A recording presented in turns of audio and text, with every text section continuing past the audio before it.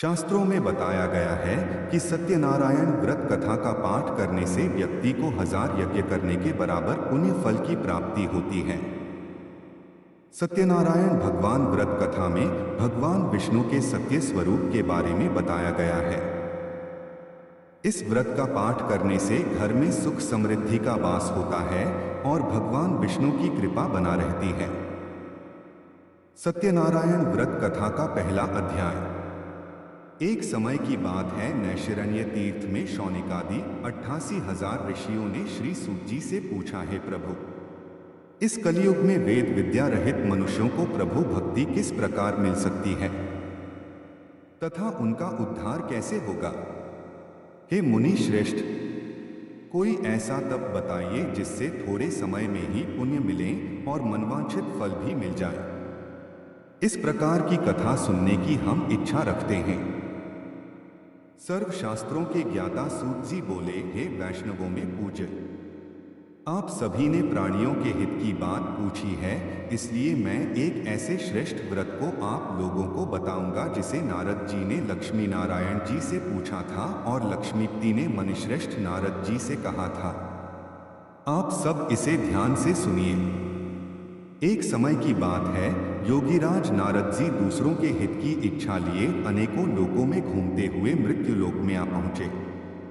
यहाँ उन्होंने अनेक योनियों में जन्मे प्राय सभी मनुष्यों को अपने कर्मों द्वारा अनेकों दुखों से पीड़ित देखा। उनका दुख देख नारद जी सोचने लगे कि कैसा यत्न किया जाए जिसके करने से निश्चित रूप से मानव के दुखों का अंत हो जाए। इसी विचार पर मनन करते हुए वह विष्णुलोक में गए। वहां वह देवों के ईश नारायण की स्तुति करने लगे, जिनके हाथों में शंख, चक्र, गदा और पद्म थे, गले में वरमाला पहने हुए थे। स्तुति करते हुए नारद जी बोले, हे भगवान, आप अत्यंत शक्ति से संपन्न हैं, मन तथा वाणी भी आपको नहीं पा सकती हैं। आपका आदि, मध्य तथा अंत नहीं है। निर्गुण स्वरूप सृष्टि के कारण भक्तों के दुख को दूर करने वाले हैं, आपको मेरा नमस्कार है। नारद जी की स्तुति सुन विष्णु भगवान बोले, हे मुनिश्रेष्ठ, आपके मन में क्या बात है? आप किस काम के लिए पधारे हैं? उसे नीच संकोच कहो। इस पर नारद मुनि बोले कि मृत्युलोक में अनेक योनियों में जन्मे मनुष्य अपने कर्मों के द्वारा अनेकों दुख से दुखी हो रहे हैं। हे नाथ, आप मुझ पर दया रखते हैं तो बताइए कि वो मनुष्य थोड़े प्रयास से ही अपने दुखों से कैसे छुटकारा पा सकते हैं। श्रीहरि बोले, हे नारद, मनुष्यों की भलाई के लिए तुमने बहुत अच्छी बात पूछी है। जिसके करने से मनुष्य मोह से छूट जाता है, वह बात मैं कहता हूं, उसे सुनो। स्वर्ग लोक व मृत्युलोक दोनों में एक दुर्लभ उत्तम व्रत है जो पुण्य देने वाला है। आज प्रेमवश होकर मैं उसे तुमसे कहता हूं। श्री सत्यनारायण भगवान का यह व्रत अच्छी तरह विधान पूर्वक करके मनुष्य तुरंत ही यहाँ सुख भोग कर मरने पर मोक्ष पाता है। श्रीहरि के वचन सुन नारद जी बोले कि उस व्रत का फल क्या है और उसका विधान क्या है? यह व्रत किसने किया था? इस व्रत को किस दिन करना चाहिए? सभी कुछ विस्तार से बताएं। नारद की बात सुनकर श्रीहरि बोले, दुख व शोक को दूर करने वाला यह सभी स्थानों पर विजय दिलाने वाला है। मानव को भक्ति व श्रद्धा के साथ शाम को श्री सत्यनारायण की पूजा धर्म परायण होकर ब्राह्मणों व बंधुओं के साथ करनी चाहिए। भक्ति भाव से ही नैवेद्य, केले का फल, घी, दूध और गेहूं का आटा सवाया लें। गेहूं के स्थान पर साठी का आटा, शक्कर तथा गुड़ लेकर वह सभी भक्षण योग्य पदार्थों को मिलाकर भगवान का भोग लगाएं। ब्राह्मणों सहित बंधु बांधवों को भी भोजन कराएं। उसके बाद स्वयं भोजन करें। भजन कीर्तन के साथ भगवान की भक्ति में लीन हो जाएं। इस तरह से सत्यनारायण भगवान का यह व्रत करने पर मनुष्य की सारी इच्छाएं निश्चित रूप से पूरी होती हैं। इस कलिकाल अर्थात कलियुग में मृत्युलोक में मोक्ष का यही एक सरल उपाय बताया गया है। श्री सत्यनारायण व्रत कथा का पहला अध्याय संपूर्ण बोलिए श्री सत्यनारायण भगवान की जय। सत्यनारायण भगवान की व्रत कथा का दूसरा अध्याय। सूत जी बोले, हे ऋषियों, जिसने पहले समय में इस व्रत को किया था उसका इतिहास कहता हूं, ध्यान से सुनो। सुंदर काशीपुरी नगरी में एक अत्यंत निर्धन ब्राह्मण रहता था। भूख प्यास से परेशान वह धरती पर घूमता रहता था। ब्राह्मणों से प्रेम करने वाले भगवान ने एक दिन ब्राह्मण का वेश धारण कर उसके पास जाकर पूछा, हे विप्र, नित्य दुखी होकर तुम पृथ्वी पर क्यों घूमते हो? दीन ब्राह्मण बोला, मैं निर्धन ब्राह्मण हूं, भिक्षा के लिए धरती पर घूमता हूं। हे भगवान, यदि आप इसका कोई उपाय जानते हो तो बताइए। वृद्ध ब्राह्मण कहता है कि सत्यनारायण भगवान मनोवांछित फल देने वाले हैं, इसलिए तुम उनका पूजन करो।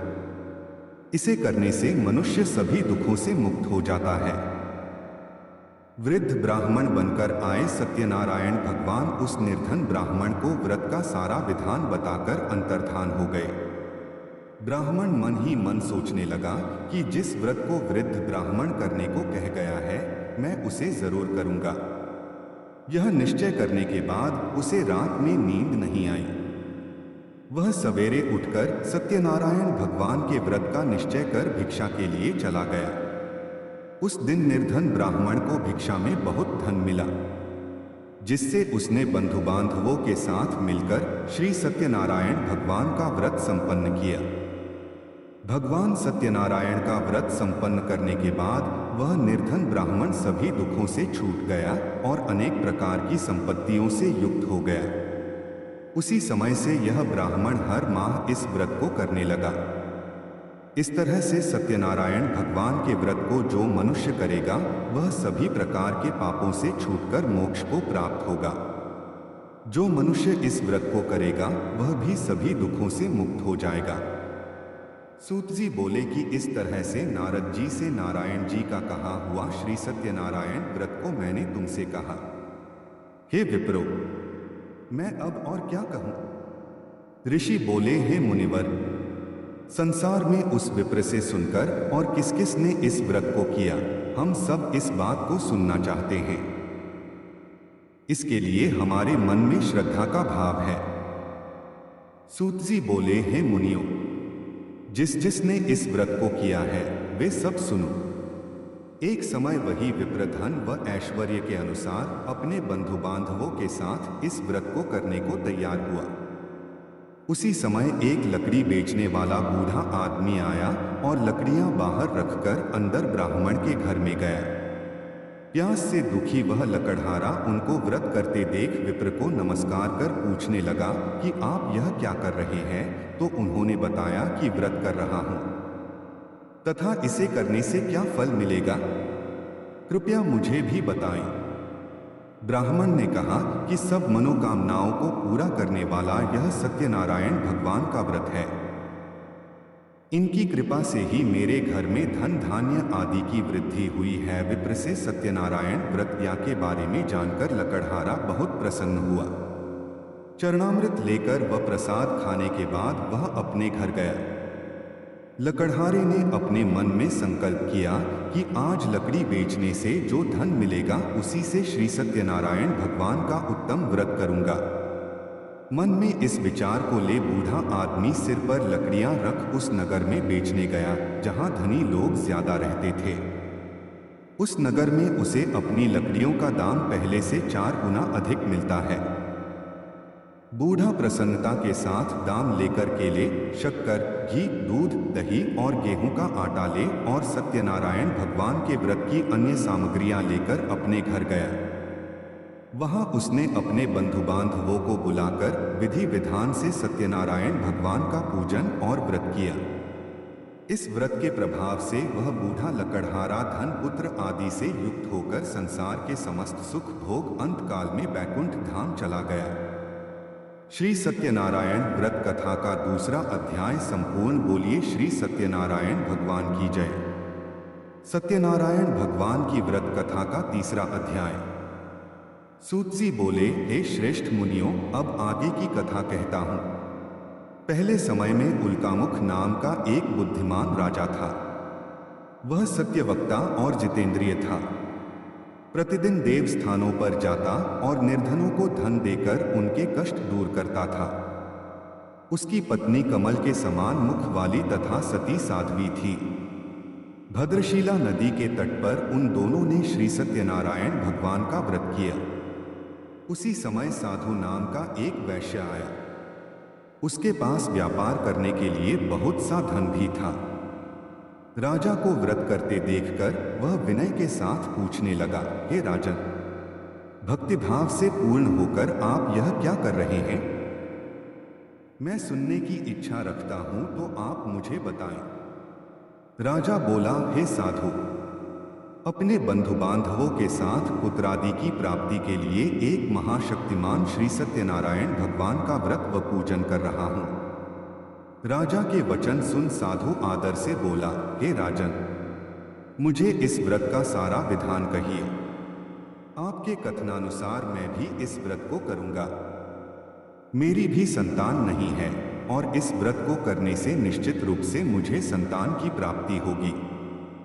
राजा से व्रत का सारा विधान सुन व्यापार से निवृत्त हो वह अपने घर गया। साधु वैश्य ने अपनी पत्नी को संतान देने वाले इस व्रत का वर्णन कह सुनाया और कहा कि जब मेरी संतान होगी तब मैं इस व्रत को करूंगा। साधु ने इस तरह के वचन अपनी पत्नी लीलावती से कहे। एक दिन लीलावती पति के साथ आनंदित हो सांसारिक धर्म में प्रवृत्त होकर सत्यनारायण भगवान की कृपा से गर्भवती हो गई। 10वें महीने में उसके गर्भ से एक सुंदर कन्या ने जन्म लिया। दिनों दिन वह ऐसे बढ़ने लगी जैसे कि शुक्ल पक्ष का चंद्रमा बढ़ता है। माता पिता ने अपनी कन्या का नाम कलावती रखा। एक दिन लीलावती ने मीठे शब्दों में अपने पति को याद दिलाया कि आपने सत्यनारायण भगवान के जिस व्रत को करने का संकल्प किया था उसे करने का समय आ गया है। आप इस व्रत को करिए। साधु बोला कि हे प्रिय, इस व्रत को मैं उसके विवाह पर करूंगा। इस प्रकार अपनी पत्नी को आश्वासन देकर वह नगर को चला गया। कलावती पिता के घर में रह वृद्धि को प्राप्त हो गई। साधु ने एक बार नगर में अपनी कन्या को सखियों के साथ देखा तो तुरंत ही दूत को बुलाया और कहा कि मेरी कन्या के योग्य वर देख कर आ। साधु की बात सुनकर दूत कंचन नगर में पहुंचा और वहां देखभाल कर लड़की के सुयोग्य वाणिक पुत्र को ले आया। सुयोग्य लड़के को देख साधु ने बंधु बांधवों को बुलाकर अपनी पुत्री का विवाह कर दिया। लेकिन दुर्भाग्य की बात ये कि साधु ने अभी भी श्री सत्यनारायण भगवान का व्रत नहीं किया। इस पर श्री भगवान क्रोधित हो गए और श्राप दिया कि साधु को अत्यधिक दुख मिले। अपने कार्य में कुशल साधु बनिया जमाई को लेकर समुद्र के पास स्थित होकर रत्नासारपुर नगर में गया। वहां जाकर दामाद ससुर दोनों मिलकर चंद्रकेतु राजा के नगर में व्यापार करने लगे। एक दिन भगवान सत्यनारायण की माया से एक चोर राजा का धन चुराकर भाग रहा था। उसने राजा के सिपाहियों को अपना पीछा करते देख चुराया हुआ धन वहां रख दिया जहां साधु अपने जमाई के साथ ठहरा हुआ था। राजा के सिपाहियों ने साधु वैश्य के पास राजा का धन पड़ा देखा तो वह ससुर जमाई दोनों को बांधकर प्रसन्नता से राजा के पास ले गए और कहा कि उन दोनों चोरों हम पकड़ लाए हैं, आप आगे की कार्यवाही की आज्ञा दें। राजा की आज्ञा से उन दोनों को कठिन कारावास में डाल दिया गया और उनका सारा धन भी उनसे छीन लिया गया। श्री सत्यनारायण भगवान से श्राप से साधु की पत्नी भी बहुत दुखी हुई। घर में जो धन रखा था उसे चोर चुरा ले गए। शारीरिक तथा मानसिक पीड़ा व भूख प्यास से अति दुखी हो अन्न की चिंता में कलावती के ब्राह्मण के घर गई। वहां उसने श्री सत्यनारायण भगवान का व्रत होते देखा, फिर कथा भी सुनी। वह प्रसाद ग्रहण कर वह रात को घर वापस आई। माता के कलावती से पूछा कि हे पुत्री, अब तक तुम कहाँ थी? तेरे मन में क्या है? कलावती ने अपनी माता से कहा, हे माता, मैंने एक ब्राह्मण के घर में श्री सत्यनारायण भगवान का व्रत देखा है। कन्या के वचन सुन लीलावती भगवान के पूजन की तैयारी करने लगी। लीलावती ने परिवार व बंधुओं सहित सत्यनारायण भगवान का पूजन किया और उनसे वर मांगा कि मेरे पति तथा जमाई शीघ्र घर आ जाएं। साथ ही यह भी प्रार्थना की कि हम सबका अपराध क्षमा करें। श्री सत्यनारायण भगवान इस व्रत से संतुष्ट हो गए और राजा चंद्रकेतु को सपने में दर्शन दे कहा कि हे राजन, तुम उन दोनों वैश्यों को छोड़ दो और तुमने उनका जो धन लिया है उसे वापस कर दो। अगर ऐसा नहीं किया तो मैं तुम्हारा धन, राज्य व संतान सभी को नष्ट कर दूंगा। राजा को यह सब कहकर वह अंतर्धान हो गए। प्रातः काल सभा में राजा ने अपना सपना सुनाया, फिर बोले कि बणिक पुत्रों को कैद से मुक्त कर सभा में लाओ। दोनों ने आते ही राजा को प्रणाम किया। राजा मीठी वाणी में बोला, हे महानुभावों, भाग्यवश सा कठिन दुख तुम्हें प्राप्त हुआ है, लेकिन अब तुम्हें कोई भय नहीं है। सा कह राजा ने उन दोनों को नए वस्त्राभूषण भी पहनाए और जितना धन उनका लिया था उससे दुगुना धन वापस कर दिया। दोनों वैश्य अपने घर को चल दिए। श्री सत्यनारायण व्रत कथा का 3रा अध्याय संपूर्ण। बोलिए श्री सत्यनारायण भगवान की जय। सत्यनारायण भगवान की व्रत कथा का 4था अध्याय। सूतजी बोले, वैश्य ने मंगलाचार कर अपनी यात्रा आरंभ की और अपने नगर की ओर चल दिए। उनके थोड़ी दूर जाने पर एक दंडी वेशधारी श्री सत्यनारायण ने उनसे पूछा, हे साधु, तेरी नाव में क्या है? अभिवाणी वणिक हंसता हुआ बोला, हे दंडी, आप क्यों पूछते हो? क्या धन लेने की इच्छा है? मेरी नाव में तो बेल व पत्ते भरे हुए हैं। वैश्य के कठोर वचन सुन भगवान बोले, तुम्हारा वचन सत्य हो। दंडी ऐसे वचन कह वहां से दूर चले गए। कुछ दूर जाकर समुद्र के किनारे बैठ गए।